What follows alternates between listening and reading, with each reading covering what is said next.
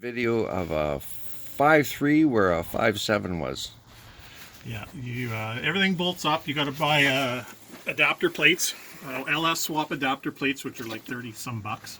That's for to move the motor back, because the motor mounts on an LS motor are way further forward. Okay. So it's just an adapter plate you put in, and then everything else kind of just bolts up. You got to trim some hoses and all that, and then you need this 0411 computer that you can repin from your black box. And you can get these at any wreckers, 99 to 2002 trucks. And you said black box. What do you mean by black box? Yours is a black box. Oh yeah, okay. With So the 4 pins. Right, yeah. This is what they call an 0411 computer. Right. And everything else, it just you have to repin it to whatever you're thinking. There's a few sensors you have to repin. The exhaust, you end up cutting the exhaust off, and then if you can get the stubs off the LS motor, they'll actually fit right over top of the piping, and then you just get the dimension you want, and you just tack them in place and weld them. Right. So it's got the stock Y pipe and cats and all that stuff still. There's a few little weirdo things like for wiring and stuff that you have to change sensors and stuff. Yeah, so I used the original oil pressure sending unit. For this, you have to use this as a Corvette fuel regulator. So because this is has a one source fuel on this one, Right. Yeah. so that has a fuel filter and a regulator built in. Because now what it does, you got one supply, one return, and then this is you're regulated at 58 pounds. Okay, so you still have the return line. You have the return line, yeah. That's because you bought a later one without return line. Yes, you can get an intake manifold that has a return line with a built-in fuel pressure Some regulator. of the first 5.3s had the return line on them. Like my And then- 4.8 in the back has a return line stock. So yeah, that, and just you got to change a little bit of wiring, and you got to reroute a few things. Most of it, I don't think we had to lengthen too many cables.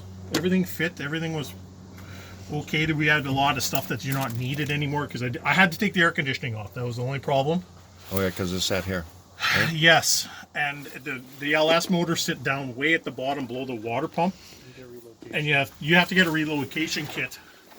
So a normal air conditioner for these would sit way down underneath, and they said it hits a frame. Okay. You can buy a kit that's about $400, and it brings it up right up in the top. But I just didn't want to deal with that. We've got 8 months of winter here. We don't need air conditioning. Yeah, this is my winter truck anyway. Yeah. So yeah, other than that, yeah, and it's fired up, Kate. It runs. It's got way more power than that my old 350 ever had.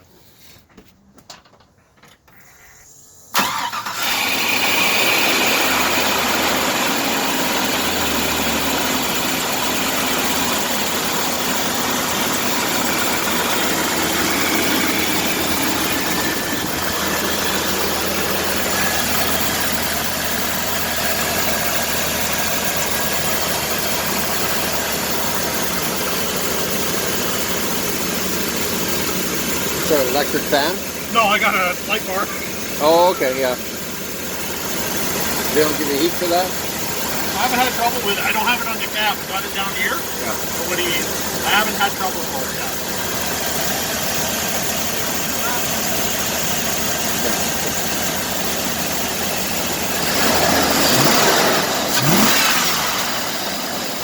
Well, that's perky. It's snappy. You got like a good Chevy truck. It's got a different power. The Yeah. power's way up on this one. It's not down below like the 350. It's not a lugger. You hit 2,500 RPM, it pulls right to red line. Like What is red line on this thing? 6. Yeah. They say these The LS boys. motors, the bottom end's built for 1,000 horsepower. 1,000 horsepower. That's what they tell me. Wow. All right.